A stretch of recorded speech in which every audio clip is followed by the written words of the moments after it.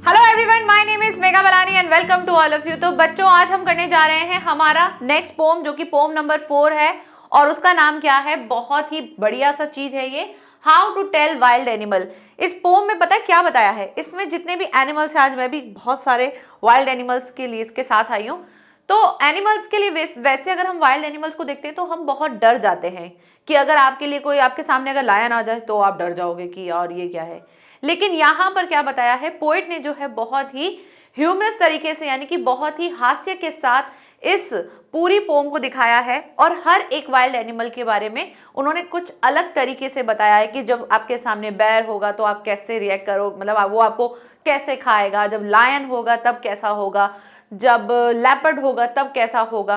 तो इस तरह से पोएट ने जो है बहुत डिफरेंट तरीके से सारे वाइल्ड एनिमल्स जो भी उन्होंने इस पोम में मेंशन किए हैं उनको बहुत अलग तरीके से, बहुत ही कॉमेडी के साथ, बहुत ही मजे के साथ, जिसको आपको पढ़ते पढ़ते हंसी भी आएगी, लेकिन कहीं ना कहीं वो अपना क्या दिखा रहे होंगे, एक वाइल्ड जो उनका जो है, जिस तरह से वो रहते हैं वो सारी चीजें दिखाएंगे। मतलब आपको छोड़ेंगे नहीं। अगर आपके सामने क्रोकोडाइल आ जाएगा तो ऐसा नहीं करेगा कि चलो ठीक है छोड़ दो, वो आपको खा के ही मानेगा। तो इसी तरह से इस पोम के बारे में है। फर्स्ट फ्लाइट की ये पोम नंबर कौन सी है, पोम नंबर 4 है। तो स्टार्ट करते हैं और समझते हैं, जहां पे हम बहुत सारे वाइल्ड एनिमल्स के बारे में पढ़ेंगे, जैसे कि हम क्रोकोडाइल को देखेंगे, हम हाइना को देखेंगे, हम टाइगर को देखेंगे, लायन को देखेंगे, लेपर्ड को देखेंगे। ठीक है, स्टार्ट करें, चलिए शुरू करते हैं। तो सबसे पहले आपके पास पोम आएगी और बहुत बढ़िया सी पोम है। आपको इसके साथ क्या क्या करना है, आपको इसके साथ साथ इसकी राइमिंग स्कीम भी पढ़नी है। तो हर एक स्टैंजा की हम राइमिंग स्कीम भी देखेंगे। तो यहां से शुरू होती है हमारी पोम, और पोम का फर्स्ट स्टैंजा जो है वो क्या है, if ever you should go by chance to jungles in the east and if there should to you advance a large and tawny beast, if he roars at you as you are dying, you will know it is an Asian lion। तो क्या कहना चाहते हैं कि जब कभी आप कहाँ जाओगे, ईस्ट के जंगलों में जाओगे, तो वहां पर जाने का अगर आपको चांस मिलेगा और आप ईस्ट के जंगलों में जाते हैं तो आपको एक लार्ज और टाउनी बीस्ट, टाउनी मीन्स क्या होता है, भूरे रंग का जो है, आपको एक बीस्ट मिलेगा जिसका नाम क्या है, एशियन लायन है। जब वो रॉर करेगा ना, जब वो दहाड़ेगा, जब वो एकदम से आपके सामने आवाज करेगा, तो आप उसकी रॉर से ही क्या हो जाओगे, डर जाओगे और डर के मर जाओगे, डर जाओगे और फिर मर जाओगे। उसकी रॉर ही इतनी खतरनाक होगी, उसकी दहाड़ इतनी खतरनाक होगी, तो समझ जाना कि वो कौन है, एशियन लायन है। अगर हमारे सामने लायन खड़ा हो जाए, उससे वो सामने दहाड़ दे, तो हमारी सिट्टी पिट्टी गुम हो जाती है, हम वहीं पर ही ऐसा लगता है कि बस अब गए। तो ऐसा ही अगर आपके साथ कभी होता है तो वो कौन होगा, जो आपके सामने खड़ा होगा, आप जान जाएंगी वो कौन है, वो लायन है। तो अब ये देखो, जो पोइट है वो क्या दिखा रहे हैं कि लायन को सिंपल उन्होंने नहीं बोला कि लायन है, एशियन लायन है, वो टाउनी कलर का होता है और बहुत ज्यादा डेंजर होता है, वाइल्ड एनिमल होता है, बहुत ही ज्यादा एग्रेसिव होता है, ऐसा कुछ नहीं बोला है। सीधा बोल दिया है कि वो इस तरह से है, और बहुत ही मजेदार तरीके से बोला है कि जब आप जंगलों में जाएंगे, आपको कभी चांस मिलेगा, आप जब घूमने जाओगे तो आपको एक एनिमल मिलेगा, वो होगा हमारा लायन। अब राइमिंग स्कीम देख लेते हैं फटाफट से, क्या क्या होगी। चांस ईस्ट, एडवांस बीस्ट, मैं थोड़ा ऐसा जाती हूँ ना, डाइन लायन। अब वैसे क्या होता है, डाइन नहीं होता है, डाइंग होता है, लेकिन यहां पर इन्होंने राइमिंग स्कीम डालने के लिए इन्होंने डाइन कर दिया। ठीक है, तो ये वैसे रॉन्ग है, मतलब वैसे स्पेलिंग देखें तो रॉन्ग है, लेकिन पोम में हम कई बार इस तरह के सेट कर देते हैं जिससे कि एक राइमिंग स्कीम जो है पूरी तरीके से बनकर आए। तो चांस के लिए ए डाल देंगे, ईस्ट के लिए बी डाल देंगे। अब चांस के जैसा ही एडवांस है तो फिर से ए हो जाएगा, और ईस्ट के जैसा बीस्ट है तो बी हो जाएगा। अब डाइन, ये तो इसमें से कुछ नहीं है, तो इसके लिए हम क्या दे देंगे, इसके लिए हम दे देंगे सी। और लायन और डाइन दोनों सेम साउंड है, तो इसके लिए सी। तो अगर आपकी राइमिंग स्कीम अगर बनती है तो क्या बनती है, ए बी सी सी। ठीक है, ये इसकी राइमिंग स्कीम बनेगी। क्लियर, आगे बढ़े, चलिए नेक्स्ट स्टैंजा देखते हैं। नेक्स्ट स्टैंजा क्या है, टाइगर दिख रहे हैं तो टाइगर के बारे में है। और if some time when roaming round a noble wild beast greets you with black stripes on a yellow ground, just notice if he eats you. The simple rule may help you learn the Bengal tiger to discern. क्या कह रहे हैं कि जब आप फिर घूमते घूमते कभी आपको आगे जब जाओ, राउंड लगाते लगाते आप रोमिंग करते हुए, घूमते हुए, चक्कर लगाते हुए जाओ, तो आपको एक नोबल मीन्स होता है बहुत ही सभ्य, एक वाइल्ड एनिमल एक वाइल्ड बीस्ट मिलेगा, एक जानवर मिलेगा जो आपको ग्रीट करेगा, मतलब जो आपको वेलकम करेगा कि आओ और मेरा भोजन बनो। वो कैसा दिख रहा होगा? वो दिख रहा होगा ब्लैक स्ट्राइप्स। आपको ही पता है क्यों ध्यान रखना है, क्योंकि आपके लिए यहां से क्वेश्चन आएंगे कि आपको बताना है कि टाइगर जो है वो किस तरह से दिखता है। तो उसके लिए आपको ये सारे वर्ड्स जो हैं ये आप इनको आंसर के साथ फ्रेम करते हुए लिखोगे, जो अभी हम मेन पॉइंट से में देखेंगे। तो मेन पॉइंट से आपको हेल्प मिल जाएगी कि मुझे आंसर कैसे लिखना है, ठीक है। तो ब्लैक स्ट्राइप होगा जो कि क्या होगा? येलो ग्राउंड, यानी इसका ये येलो येलो बॉडी है, इसके ऊपर ये ब्लैक कलर की स्ट्राइप्स होंगी। आप नोटिस करोगे कब? जब वो आपको खाएगा, वो जैसे आपको देखेगा और वो आपको खाएगा, तब आप नोटिस करोगे अच्छा ये कौन है, ये तो टाइगर है। मतलब वो जब खा रहा होगा तब आप उसकी बॉडी देख रहे होंगे कि अच्छा ये येलो ग्राउंड है, ब्लैक स्ट्राइप्स है और ये है टाइगर। तो देखो कितना अलग चीज है। जब हम मर रहे होते हैं, कोई हमको खा रहा होता है, तो हम क्या करते हैं? हम बस सोचते हैं कि अरे यार क्या होगा। और ही ईट्स यू, जब वह खाता है तब आप उसको नोटिस करते हो कि अच्छा ये तो भाई टाइगर है, ठीक है। जब मरते हैं तो हमको ध्यान रहता है कि कौन खा रहा है कौन क्या रहा है, हम तो बस नाम जपते रहते हैं, बस वही है। दिस सिंपल रूल, यही सिंपल रूल है आपके लिए सीखने का, आपके लिए जानने का कि ये कौन है। ये है आपके लिए बंगाल टाइगर, ठीक है। तो बंगाल टाइगर के बारे में पढ़ लिया। अब इसकी फटाफट से राइमिंग स्कीम देख लेते हैं क्या क्या है। Round, you, ground, you, learn, discern. तो वही सेम वही चल रही है, लेकिन हमको क्या करना होता है ना, हमको हर बार हर स्टैंजा में देख लेना चाहिए कि कौन सी राइमिंग स्कीम है। जरूरी नहीं है एक ही पोम में पूरी एक ही राइमिंग स्कीम चले, हो सकता है इसमें हो, बट देख लेते हैं, ठीक है। A B, A B, C, सी, क्या हो जाएगा? ए बी सी सी, ठीक है। ये हो गई इसकी राइमिंग स्कीम। नेक्स्ट स्टैंजा पे चलते हैं। नेक्स्ट स्टैंजा कौन है? लेपर्ड के लिए है। लेपर्ड, ये तो मैंने लेपर्ड तो बिल्कुल पास से देखा है, पता है, जू में बिल्कुल ऐसे पास से भी चलते हुए देखा था। If strolling fourth a beast you view whose hide with spots is peppered, as soon as he has lapped on you, you will know it is the leopard.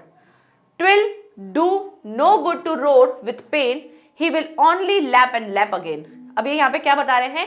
Leopard के लिए कह रहे हैं, जब आप आगे की तरफ जंगलों में स्ट्रॉल करते हुए घूमते हुए जाओगे तो आपको कौन दिखेगा? आपको एक ऐसा बीस्ट दिखेगा, आप एक ऐसे बीस्ट को दिखोगे जो कि क्या हो रखा होगा, उसने अपने आप को पूरा कवर कर रखा होगा स्पॉट्स के साथ, ठीक है। वो पूरा स्पॉट से कवर होगा। स्पॉट्स ऐसे लगेंगे जैसे कि पेपर्ड है। पेपर्ड मीन्स काली मिर्च होती है ना, काली मिर्च के दाने के जैसे उसने पूरा अपने आप को कवर कर रखा होगा।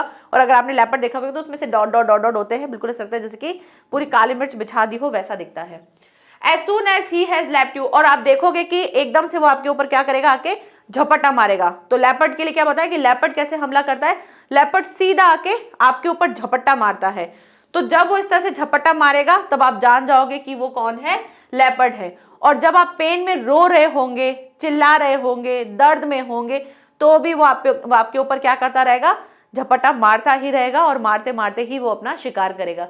तो लेपर्ड किस तरह से अपना शिकार करता है? वो जंप मार मार के, झपट्टा मार मार के सामने वाले को घायल करके मार देता है, ठीक है। तो ये है। अब फटाफट से इसकी राइमिंग स्कीम देख लेते हैं। View, peppered, view, you, peppered, leopard, pain, again, ठीक है। वही सेम ही चल रहा है। यहां पे ए, यहां पे B, A B C and C. So rhyming scheme क्या हो जाएगी? ए बी सी सी, ठीक है। अब मुझे लगता है राइमिंग स्कीम सबको समझ में आ गई कि राइमिंग स्कीम होती कैसे। अगर राइमिंग वर्ड्स पूछे जाए तो आप लिख देंगे क्या क्या होगा? व्यू, यू, ठीक है। और दूसरा क्या है? पेपर्ड और लेपर्ड,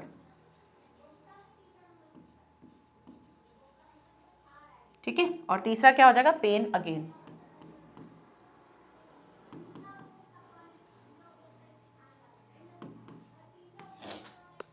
ठीक है। तो ऐसे राइमिंग वर्ड्स भी आप लिख सकते हो, राइमिंग स्कीम भी लिख सकते हो। नेक्स्ट क्या है? How to tell wild animals.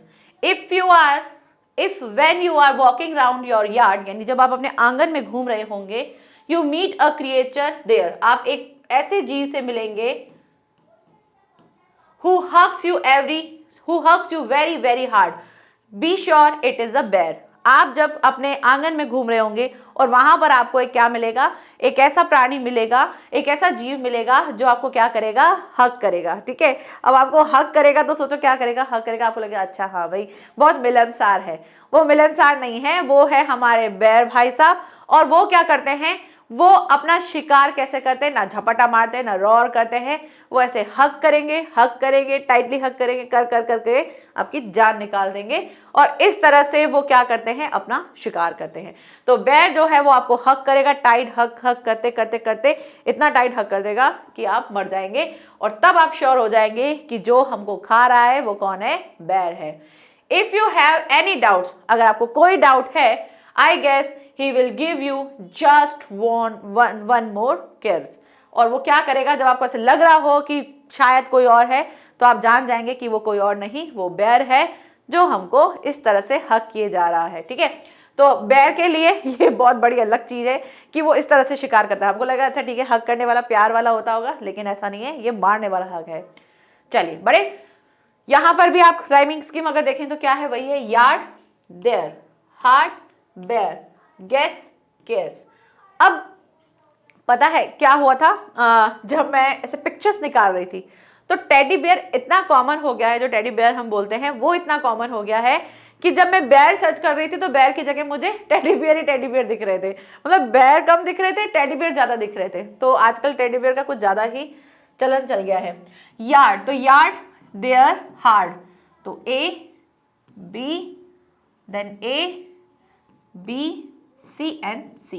ठीक है, तो स्टार्ट करते हैं राइमिंग स्कीम लिखना, A B C C. Rhyming words आप लिख सकते हैं कि कैसे लिखना है, तो राइमिंग वर्ड्स आप लिख दीजिएगा। ठीक है, चलिए आगे बढ़े। नेक्स्ट आता है, नेक्स्ट है हमारे क्रोकोडाइल जी।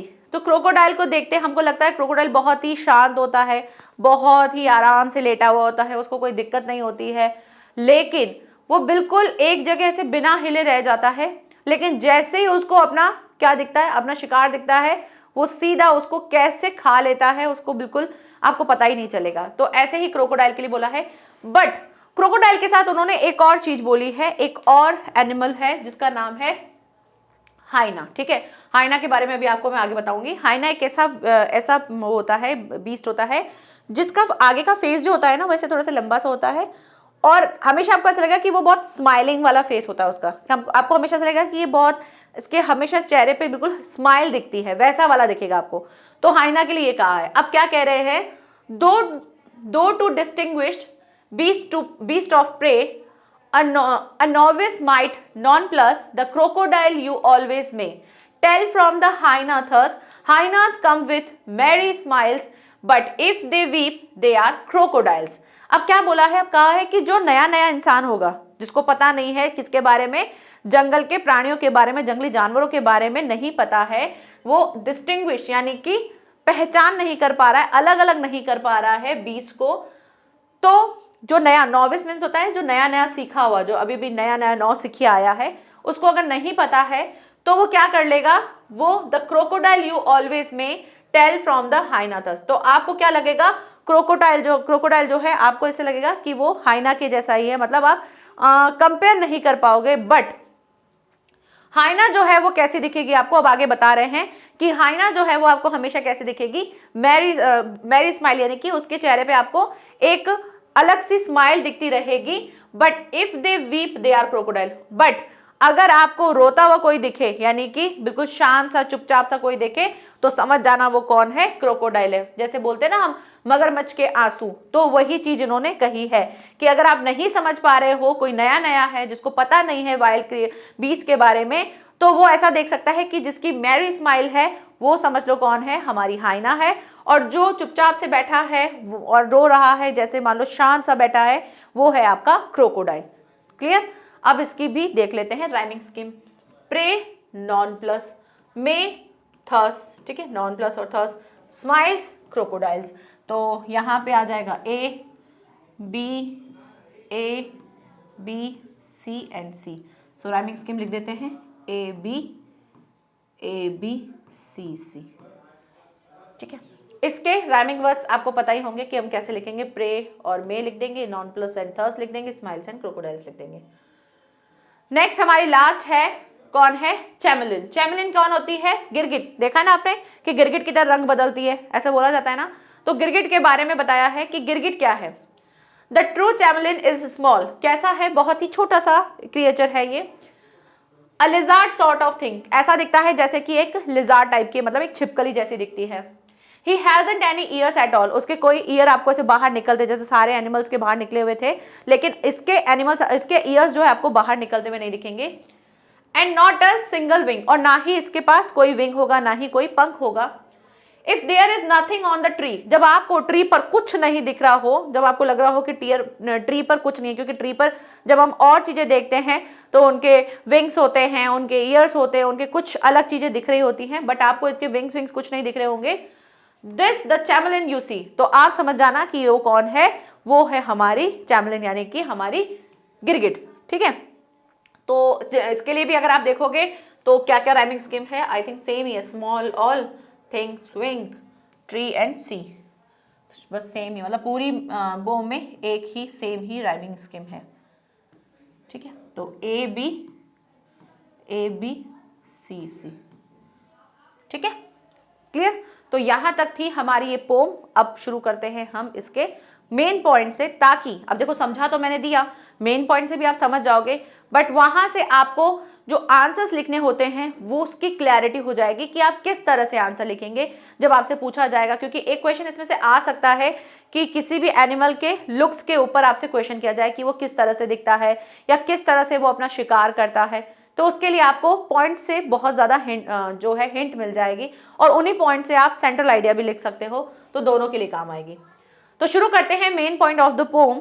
फर्स्ट पॉइंट है, the Asiatic lion is a grand and majestic wild beast. जो एशियन लायन है वो कैसा है, बहुत ही ग्रैंड है ना, बड़ा है, और बहुत ही मैजेस्टिक, मैजेस्टिक मीन्स होता है शाही, है ना, बहुत बड़ा, मतलब ह्यूज दिखता है, शाही, या इसको आप ह्यूज भी लिख सकते हो, अगर सिंपल लैंग्वेज में लिखो तो ह्यूज भी लिख सकते हो। ह्यूज, वाइल्ड, वाइल्ड यानी कि जंगली, बीस्ट यानी कि जानवर है।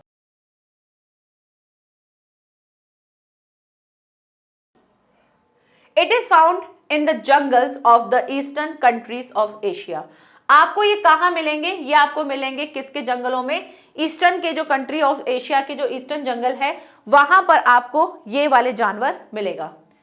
It is a huge yellowish coloured beast, ये कैसा है, बहुत ही बड़ा और येलोइश कलर में आपको दिखने वाला एक जानवर मिलेगा। It roars terribly loud and its loud roar can terrify you to death. तो ये आपको टेरिफाई मतलब कि डरा देगा, इसकी जो रॉर है वो ऐसी हो सकती है कि आप डर जाएं और डर के मर जाएं, मतलब इसके रॉर भर से ही आप डर सकते हो और मर सकते हो, ऐसी इसके बारे में बताइए। अब यहां से देखो आपके क्या क्वेश्चन बन सकते हैं, ऐसा बन सकता है कि एशियन लायन जो है कहाँ मिलते हैं, तो उसके लिए आप लिख देंगे कि भाई ये हमको कहाँ मिलते हैं, जंगल में मिलते हैं, कौन से, जंगल of the eastern countries of Asia. ठीक है, ये लिख सकते हो। अगर इसके लुक्स के बारे में पूछे तो लुक्स में लिख सकते हो ये बहुत ही ग्रैंड है, मैजेस्टिक है, ह्यूज है, कुछ भी लिख सकते हो। फिर इसके बारे में लिख सकते हो ये आपको कहाँ मिलते हैं, वो लिख सकते हो। ह्यूज येलो कलर का बीस्ट होता है ये, तो ये भी लिख सकते हो। इन सब के लिए आप क्या यूज करो, इट यूज करो, क्योंकि एनिमल है तो इट यूज करेंगे, इस तरह से आप यूज करोगे। अब पूछा जा सकता है कि वो कैसे अपने शिकार को लेता है, कि जब वो रॉर करता है अपनी लाउड वॉइस में, ठीक है, इट रॉर टेरिबली लाउड, तब क्या हो जाता है, it's loud roar you terrified, है ना, एंड यू टू डेथ, और आप क्या हो जाते हैं, डेथ हो जाते हैं, आपकी डेथ हो जाती है। ठीक है, तो यहां तक ये फर्स्ट पॉइंट क्लियर हुआ। अब आगे है, if you meet such a ferocious and the powerful animal you must be sure that he is the Asian lion. और जब आप इस तरह के फेरोशियस मतलब होते हैं बहुत ही डरावने, क्रूर टाइप के, इंसान नहीं बोल सकते हैं, इस तरह के जानवर से, बहुत ही पावरफुल एनिमल से जब आप मिलोगे तो आप श्योर हो जाओगे कि ये कौन है, ये है हमारे एशियन लायन। ठीक है, चलिए नेक्स्ट देखिए क्या है। नेक्स्ट बता रहे हैं किसके बारे में, बंगाल टाइगर के बारे में। तो इसके बारे में पढ़ते हैं। The Bengal tiger is the noble wild beast. कैसा है, ये बहुत ही सभ्य वाइल्ड बीस्ट है। ये टाइगर जो है कैसा होता है, अब इसके लुक्स के बारे में बात कर रहे हैं। The tiger has black stripes all over his yellowish hide, ठीक है, येलोइश हाइड या फिर येलो बॉडी लिख सकते हो, ठीक है, येलो ग्राउंड लिख सकते हो, कुछ भी लिख सकते हो। The tiger has black stripes all over his yellowish hide. The moment you see him, जब जिस मोमेंट पे आप उसको देखते हैं, he will not spare but eat you at once, वो आपको छोड़ेगा नहीं, बख्शेगा नहीं, आपको खा के ही छोड़ेगा। मतलब जिस टाइम पे आप उसको देख रहे होंगे वो आपको खा रहा होगा कि अच्छा ये मेरे ऊपर है, ओके ये तो टाइगर है। क्लियर, आगे बढ़े, नेक्स्ट देखते हैं। When you are strolling forth a forest, you can find a beast। अब आप जब फॉरेस्ट में यहां से वहां देख रहे होंगे तब आपको एक और बीस्ट मिलेगा और उस बीस्ट का नाम क्या होगा? ही इज द लेपर्ड। वो कौन होगा? वो होगा लेपर्ड। लेपर्ड जो है वो क्या करता है? लेपर्ड जो अपने आप को हाइड करता है, his hide is peppered with spots. किससे दिखेगा? वो आपको काली मिर्च के जो स्पॉट्स होते हैं, धब्बे होते हैं, उनसे वो आपको पूरी तरह से हाइड हुआ मिलेगा। There is no escape, there is no escape from his even if you cry in pain. वो आपको नहीं जाने देगा, वो आप वहां से आप नहीं छूट पाओगे, चाहे आप कितने भी दर्द में रो रहे हो, चिल्ला रहे हो, वो आपको भागने नहीं देगा, जाने नहीं देगा। He will continue pouncing यानी कि झपटना on you and eat you to death। वो कंटिन्यू आपके ऊपर क्या करेगा? पाउंसिंग करेगा यानी कि झपट्टा मारता रहेगा on you, आपके ऊपर, और आपको तब तक ईट करेगा, मतलब ईट यू टू डेथ, आपके डेथ होने तक आपको वो इस तरह से झपट्टा मारता रहेगा और आपकी डेथ होने के बाद आपको वो खा लेगा। ठीक है, तो इस तरह से किसके बारे में बोला है? लेपर्ड के बारे में बोला है। अब लेपर्ड के बारे में अगर आपसे पूछा जाए कि उसका लुक्स कैसा है तो आप क्या बताएंगे भाई? अब जैसे ही यहाँ से शुरू हो रहा है तो आपको पॉइंट से क्या हो जाएगा, थोड़ी हिंट मिल जाएगी कि किस तरह से लिख सकते हैं। कि लिख देंगे कि ही इज द लेपर्ड, है ना, लेपर्ड जो है हाइड होता है with the paper with spots. उसके बाद आप लिख सकते हो there is no escape and he pouncing you again and again. ठीक है, if you have any pain but they no escape any, ठीक है, दे नो एस्केप, ऐसे करके आप लिख सकते हो कि आपके पास भागने का कोई रास्ता नहीं है, तो देयर इज नो एस्केप करके लिख सकते हो। फिर आगे लिख सकते हो कि वो आपके ऊपर पाउंसिंग अगेन एंड अगेन, ये लिख देना। तो इससे क्या हो जाएगा, आपको आंसर लिखने में मिल जाएगी कि भाई कैसे मारता है या कैसे वो शिकार करता है, तब भी आप लिख सकते हो। कैसा उसका लुक्स होता है वो भी आप यहाँ से लिख सकते हो। नेक्स्ट आगे, नेक्स्ट है if you are walking in your yard. जब आप अपने आंगन में घूम रहे होंगे, you can be face to face with, किसके साथ? With a bear. जब आप अपने आंगन में घूम रहे होंगे तो आप फेस टू फेस करेंगे with a bear.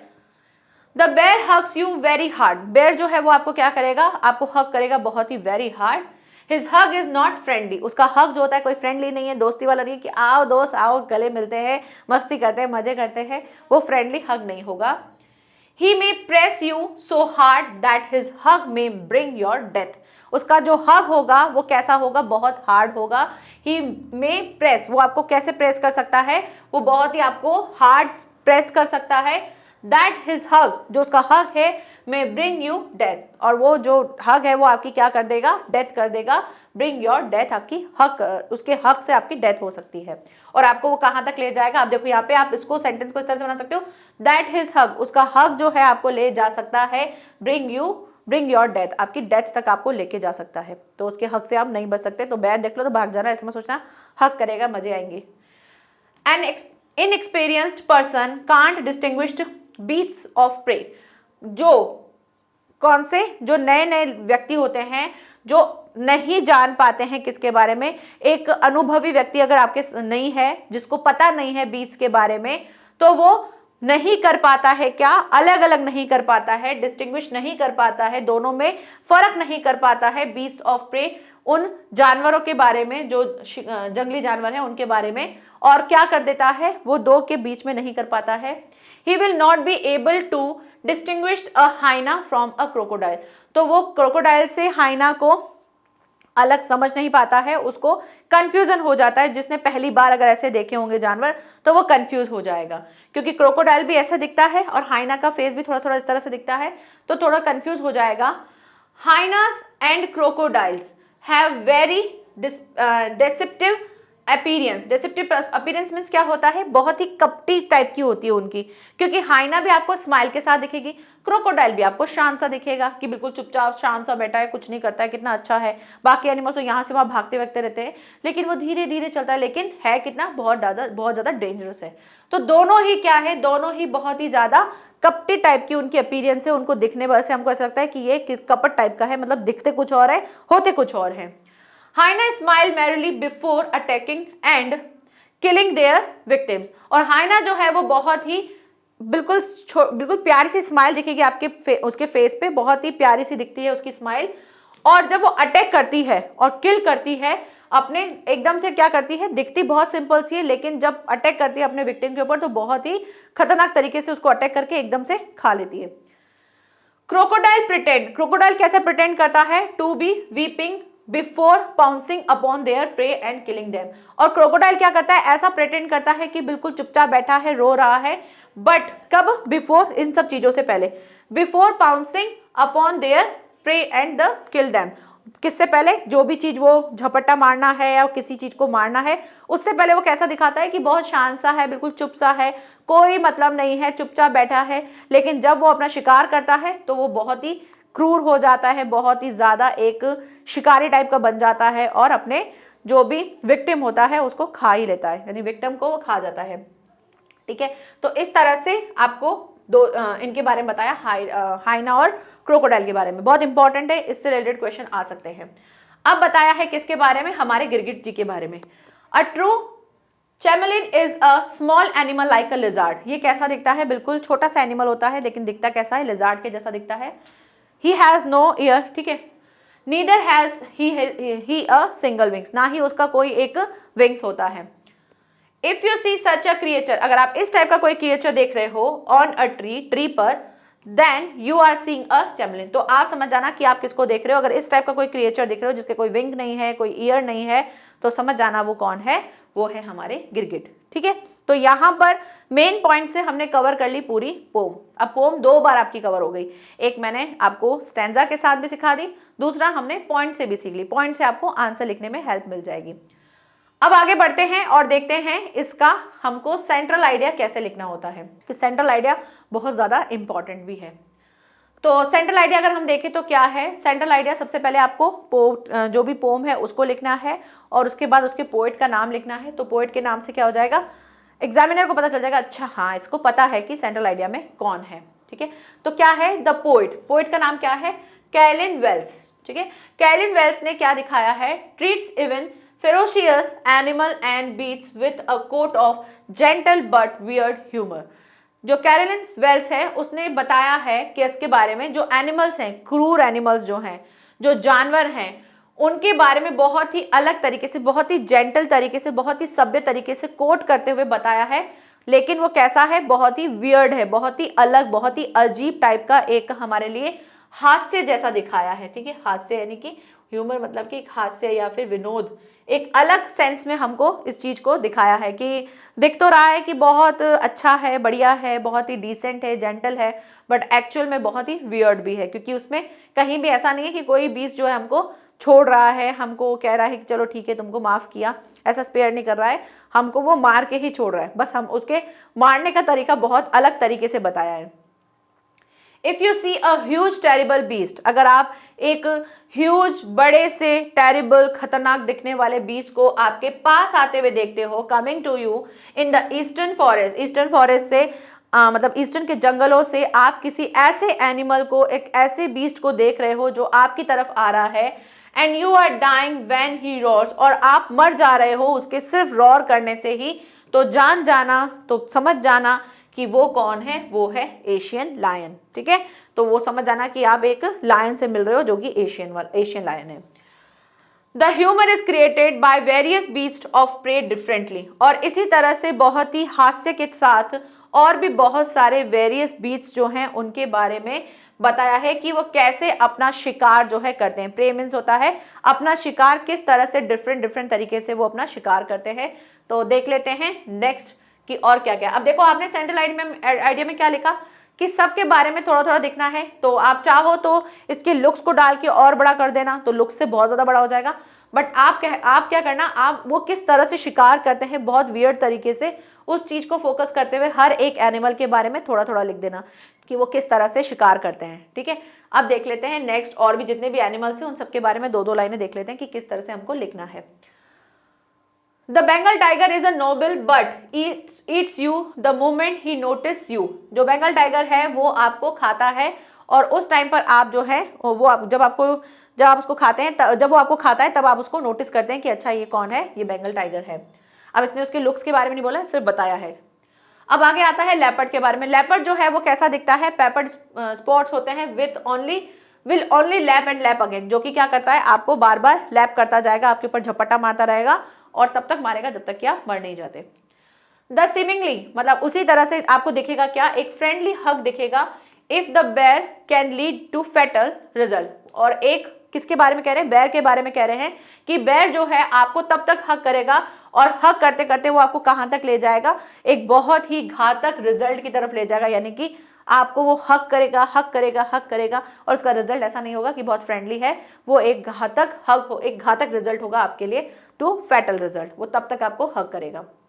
The crocodiles weeping and hyenas merry but weird smile deceive their victim. और जो क्रोकोडाइल है, और क्रोकोडाइल जो है वो आपको रोते हुए दिखेगा, हाइना जो है आपको स्माइल करती हुई दिखेगी, खुश होती हुई दिखेगी, बट बहुत ही वियर्ड उसकी स्माइल होती है, और वो स्माइल जो है वो दोनों ही चीजें आपको क्या दे रही होंगी, धोखा देती होंगी अपने विक्टिम को लगेगा, यानी जिसको वो खाने वाली, वो विक्टिम होता है ना, जिसको वो खाने वाली है वो विक्टिम है, और विक्टिम को लगेगा ये तो हंस रही है, बहुत प्यारी सी बहुत क्यूट सी हाइना है, लेकिन वो आपको कब खा जाएगी आपको पता नहीं चलेगा। तो उसके बारे में बताया कि आप धोखा खा सकते हो उनसे। ठीक है, धोखा खाने को बोलते हैं डिसीव। क्लियर, चलिए अब बात करते हैं एक्सट्रैक्ट की, कि एक्सट्रैक्ट अगर आपके पास आता है तो आप उस एक्सट्रैक्ट में क्वेश्चंस के आंसर कैसे लिखेंगे। ठीक है, तो ये एक्सट्रैक्ट आप एक बार पढ़ लो कि क्या है और इससे रिलेटेड क्या क्या क्वेश्चन आएंगे, तो आप इसको मन से बना के किस तरह से आंसर्स लिखेंगे उन सब के बारे में प्रैक्टिस करेंगे। If ever you should go by chance, ये हमारा फर्स्ट स्टैंजा है, उससे रिलेटेड है। If ever you should go by chance to jungles in the east and if there should to you advance a large and tawny beast, if he roars at you as you are dying, you will know is the Asian lion। ठीक है, तो इससे related questions देख लेते हैं कैसे कैसे questions आते हैं। तो यहां से शुरू करते हैं, एक्सट्रैक्ट के कुछ क्वेश्चंस है, उस क्वेश्चंस के आंसर, और साथ ही साथ मैं आपको और भी जो एक्सट्रैक्ट्स हैं उनके भी कुछ क्वेश्चंस बता सकती हूँ कि कहां से क्या क्या क्वेश्चन निकल सकते हैं। सबसे पहले इसको देख लेते हैं, how does an Asian lion look. तो मैंने बोला लुक से रिलेटेड 101% मेरे को ऐसा लगता है कि अगर आपको यहां से कोई स्टैंजा आएगा तो वहां से उसके लुक से रिलेटेड जरूर क्वेश्चन आ सकता है, या वैसे भी अगर पोम से कुछ अलग क्वेश्चन आते हैं तो उनमें से कुछ ये है कि जैसे आपको दो क्वेश्चन को मिक्स करके बोल दिया जाएगा कि आपको बताना है किस किस के बारे में, लायन और टाइगर के बारे में जो है आप बताइए उनके लुक्स कैसे हैं, या फिर क्रोकोडाइल हाइना के बारे में पूछ सकते हैं। तो दो एनिमल्स को के साथ भी पूछ सकते हैं, एक के लिए भी पूछ सकते हैं, उसके लुक से रिलेटेड क्वेश्चन आ सकता है। तो आप जरूर हर एक के लुक के लिए कुछ कुछ चीजें ध्यान रख लेना। जैसे टाइगर के लिए आप लिख सकते हो कि नोबल बीस्ट होता है, आपको बहुत ही सभ्य दिखता है। ठीक है, फिर उसके बता सकते हो कि वो किस तरह से दिखता है, येलो ग्राउंड पर ब्लैक स्ट्राइप्स होती हैं, ये बता सकते हो। ऐसे ही आप लेपर्ड के बारे में बता सकते हो कि वो कैसा दिखता है, ब्लैक पेपर स्पॉट्स दिखते हैं। तो इस तरह से आप लिख सकते हो। तो सबसे पहले एशियन के लुक के बारे में पूछा है, फिर आपसे कहा है how does one read before an Asian lion, कि आप एशियन लायन के बारे में पहले कैसे जानोगे, कैसे पता चलेगा आपको। तो आप बता सकते हो कि जब वो सामने आएगा, है ना, और उसके रॉर से ही आप डर जाओगे तो आप समझ जाओगे कि वो कौन है, वो है हमारे पास लायन साहब, लायन भाई साहब। ठीक है, तो आंसर लिखना शुरू करते हैं। तो कैसे लिखोगे, an Asian lion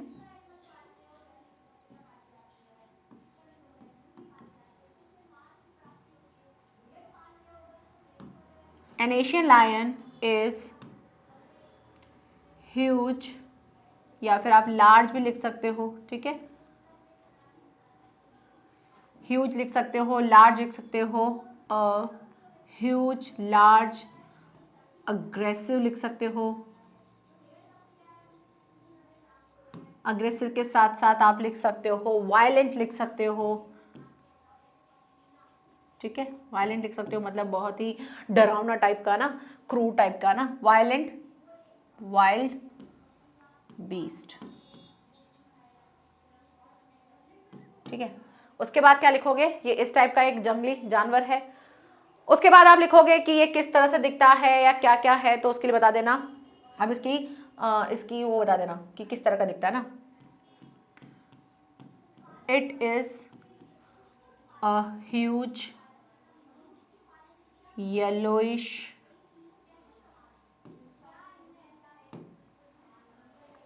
colored beast। ठीक है, और क्या लिख सकते हो, येलो कलर का दिखता है। और भी वैसे ये आते हैं शायद 2-2 मार्क्स में आते हैं कि 2 मार्क्स का ये पूछा जाएगा, 2 मार्क्स का ये पूछा जाता है। ऐसे अगर एक्सट्रैक्ट में आता है तो इस तरह से आता है। हाँ, ऐसे लिख सकते हो। इट साइड से देना, it resides in the eastern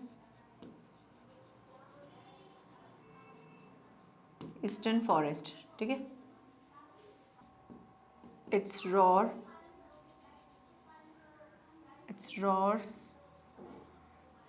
terrify, ठीक है, terrify you। ठीक है, इतना लिख देना कि इसके लुक्स के बारे में बता सकते हो कि इसका लुक्स ऐसा दिखता है। नेक्स्ट आता है how does one read before an Asian lion. अब इसमें आप नहीं, अगर आपको समझ में आ रहा है कि क्या लिखूं, तो जो कुछ भी आपको स्टैंजा में दिख रहा है वो सब डाल दो। चाहो तो आप इस लाइनों को भी इसमें डाल देना, 1-2 लाइन करके डाल देना, या जैसा भी आपको लगता है कि हाँ, तो आप लिख देना Asian lion is a huge wild beast, इसे लिख सकते हो। ठीक है, या ह्यूज वाइल्ड एनिमल लिख सकते हो। थोड़ा सा वर्ड्स जो है हेर फेर कर देना जिससे कि थोड़ा अलग दिख जाए। अब जैसे मान लो इसमें आपने ह्यूज लिखा है तो इसमें लार्ज लिख देना, अगर लार्ज लिखा है तो ह्यूज लिख देना। तो पढ़ने में क्या होगा, रिपीटेशन नहीं दिखेगा। अगर ये 2 क्वेश्चन ही सेम अगर आपके आ जाते हैं एक्सट्रैक्ट में, तो आपको अगर आप रिपीटेड लाइन लिखोगे तो रिपीटेड लाइन लिखने से क्या हो जाएगा, दिखेगा कि अरे इसने तो पहले वाले आंसर में से कुछ लिख दिया है। तो जैसे आपने यहाँ पे एशियन लायन लिखा है, वहां पे लायन लिख देना, या एन एशियन लायन लिख देना। ठीक है, एन एशियन लायन भी लिख देना तो भी चलेगा। जैसे एन एशियन लायन लिख के अब यहाँ ह्यूज लिखा है तो वहां लार्ज लिख देना। या अगर ये दोनों ही आपको लग रहे हैं कि नहीं ये नहीं लिखना है, तो अग्रेसिव लिख देना, वायलेंट लिख देना, वाइल्ड एनिमल लिख देना, बीस्ट की जगह एनिमल लिख देना। तो वर्ड्स थोड़े से चेंज कर देना, तो वो रिपीटेशन भी नहीं दिखेगा और अच्छा भी दिखेगा। ठीक है, तो स्टार्ट करते हैं।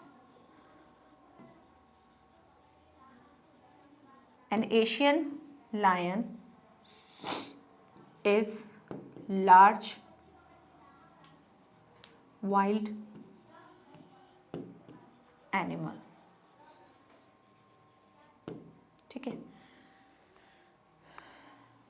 उसके बाद लिख देना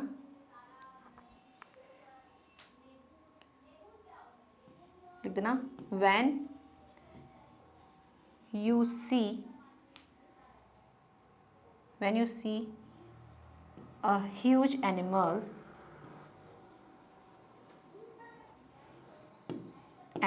coming to you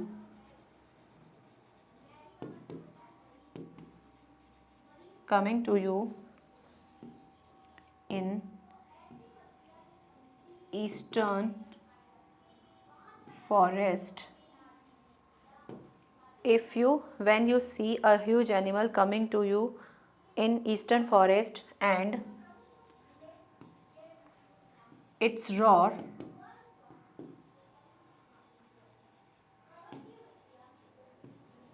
terrify you and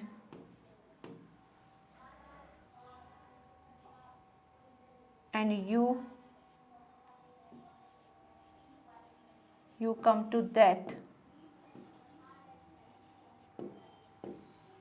you know it's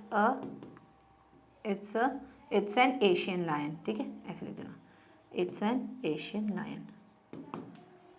ठीक है, कि जब आप वाइल्ड एनिमल को देखोगे और जब आप देखोगे कि वो आपकी तरफ आ रहा है और उसके रोर से ही आप मर जा रहे हो, तो आप जान जाओगे कि कौन है वो है हमारे यूनोस। तो इस तरह से आप अपने क्वेश्चंस को लिखेंगे। अब ऐसे ही जैसे अगर आपको ये दिखा है, तो ऐसे ही और भी अगर आप स्टेंजा देखोगे तो उन स्टेंजा में भी आपके क्या क्या क्वेश्चन निकल सकते हैं। जैसे मान लो यहाँ पे पूछ लिया जाए कि इसका ये भी है कि अगर चैमलिन के बारे में पूछ लिया जाए कि वो उसका लुक्स कैसा है, तो आप बोलोगे बहुत ही ट्रू क्रिएचर है, ठीक है, ट्रू स्मॉल क्रिएचर है, लुक लाइक लिजार्ड, ठीक है, ये लिख सकते हो। It has no wings and no ears, ये लिख सकते हो। और क्या लिख सकते हो, when you see nothing on the tree you know it's a chameleon, ठीक है, इतना लिख देना आप। तो ये इसके बारे में हो जाएगा। अगर आप मान लो इसके बारे में पूछ लें, इसके बारे में पूछ लें कि क्रोकोडाइल के लुक के बारे में पूछ लें, तो आप क्रोकोडाइल के लिए भी देख सकते हो। और जैसे किसके बारे में है, ये कौन है, बेयर के बारे में पूछा जा सकता है कि बेयर के लिए कि जब वो आपको हक करता जाए और बहुत ही वेरी हार्ड हक कर ले और आपको प्रेस करे तब तक कि जब तक कि आपकी डेथ नहीं हो जाए, तो आप जान जाना कि वो कौन है, बेयर है। तो इस तरह से बहुत सारे क्वेश्चंस निकल सकते हैं, विद एमसीक्यूज भी निकल सकते हैं। ये पोम अगर मैं क्वेश्चंस के अकॉर्डिंग अगर बोलना चाहूँ तो बहुत ज़्यादा इंपॉर्टेंट है, ये बहुत ज़्यादा यहाँ से क्वेश्चन आ सकते हैं और यहाँ से स्टैंजा भी आ सकता है, ठीक है। तो आज की क्लास हम यहीं पर ही एंड करते हैं। आई होप आपको अच्छे से समझ में आ गया होगा।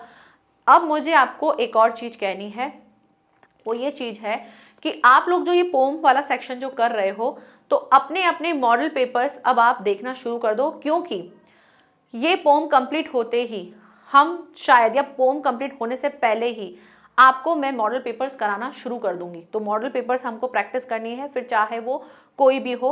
और एक चीज़ जो कि बच्चे कह रहे हैं, यूपी बोर्ड के बच्चे खास करके कि सॉरी यूपी नहीं, राजस्थान बोर्ड के बच्चे, हाँ राजस्थान बोर्ड के बच्चे, वो कह रहे थे कि हमको वो सिखाओ कि जो हमारा डिस्ट्रीब्यूशन है मार्क्स का वो किस तरह से है। तो उससे रिलेटेड भी मैं आपके पास एक छोटी सी वीडियो जरूर बना के लाऊंगी। साथ ही साथ यूपी के बच्चे जो हिंदी के लिए डिमांड कर रहे हैं कि मैम हमको कवि परिचय लिखना सिखाइए, तो मैं कुछ 2-4 कवि परिचय जो है आपको बताऊंगी कि किस तरह से लिखना है। जैसे मैंने बहुत बड़े मैंने तो पूरा बुक का निकाल के लिख दिया था, बट अगर आपको एज अ राइटिंग लिखना है तो वो किस तरह से लिखना है कि वो बहुत अच्छा भी दिखे और एकदम से अट्रैक्ट भी करे, और सामने से जब हम पढ़ें तो हमको पूरी इन्फॉर्मेशन कन्वे हो जाए कि बच्चा क्या कहना चाहता है, किसके कवि के बारे में क्या क्या उसको नॉलेज है। तो उन सब चीज़ों को भी डिस्कस करेंगे, तो उससे रिलेटेड भी मैं एक वीडियो लेकर आऊंगी। आपको अब क्या करना है, आपका जो काम है वो काम अब शुरू होता है। सभी अपने अपने मॉडल पेपर्स पहले से ही देखना शुरू कर दो। मॉडल पेपर मैं कराऊंगी, वहां आपको सिर्फ ये चेक करना है कि जो हमने आंसर सोचे हैं हमको किस तरह, हमने कैसे सोचा था, हम किस तरह से लिखेंगे और यहाँ पे किस तरह से लिखा हुआ है, उस चीज पे हम कंपैरिजन करेंगे। टाइम मैनेजमेंट करना अब से शुरू कर दो, क्योंकि मॉडल पेपर करने का मतलब ये नहीं है कि मॉडल पेपर में हमको सब आ गया, चलो ठीक है मॉडल पेपर हो गया। नहीं, मॉडल पेपर में आपको टाइम मैनेजमेंट करना सीखना है और उसके लिए आपको अभी से ही तैयारी करनी होगी। जो राइटिंग वाला पार्ट है उसको कितने समय में मुझे कंप्लीट करना है। पता चले 2 मार्क्स का क्वेश्चन है और आप लिखे जा रहे हो उस पर 7-8 लाइनें, तो मिलने तो 2 मार्क्स ही है। तो उन सब चीज़ों को आपको मैनेज करना है और टाइम से पहले आपका पेपर कंप्लीट हो जाए। साथ ही साथ जो उनमें आपको एक्स्ट्रा जो एलिमेंट्स डालने हैं, जैसे कि आपको अंडरलाइंस करनी है, आपको कुछ को हाईलाइट करवाना है, कुछ अलग चीज शो करवानी है। अब जैसे जीवन परिचय अगर आप लिखते हो तो उसके लिए हो गया। कैरेक्टर स्केच लिख रहे हो तो कैरेक्टर स्केच में आप जो मेन पॉइंट्स है आप उनको दिखा सकते हो। कैरेक्टर स्केच को आप पॉइंट में भी लिख सकते हो, आप उसको बिल्कुल एक पैराग्राफ की तरह भी लिख सकते हो। तो वो सब चीजें आपको करना शुरू करनी है और वो करने के लिए आपको टाइम चाहिए। आपको टाइम वो कैसे मिलेगा, अभी से ही शुरू कर दो। तो ये मेरा एक मैसेज था आप लोगों के लिए कि मॉडल पेपर शुरू होने वाले हैं, तो उसके लिए आपको पहले से तैयारी करके आनी है और तैयारी ऐसी करनी है कि बस अभी एग्जाम में बैठ रहे हैं। वरना मैं मॉडल पेपर बहुत पहले ही करवा देती, लेकिन मैं चाहती थी कि एक रिविजन एक कंप्लीट एक जगह तक हो जाए, उसके बाद मॉडल पेपर करने में मज़ा भी आता है कि देखते हैं कि अरे हाँ ये तो मैंने पढ़ा था, अभी कुछ दिन पहले पढ़ा था, तो मैं कितना अच्छा कर पा रहा हूँ। तो वो चीज़ आपको देखनी है। तो शुरू कर देंगे आज से, आप मतलब 1-2 दिन से आपके बिहार की भी जो रिवीजन है वो भी स्टार्ट हो जाएंगे। तो सारी चीज़ें होती जा रही है, धीरे धीरे और भी होती जाएंगी। मैं हिंदी की बात कर रही हूँ ना, इंग्लिश की नहीं। तो इस तरह से आपको मैनेज करना है। तो ये छोटा सा मैसेज था। मिलेंगे अब हम नेक्स्ट लेक्चर में, जहाँ पर करेंगे हम next poem. Thank you so much, bye bye and take care.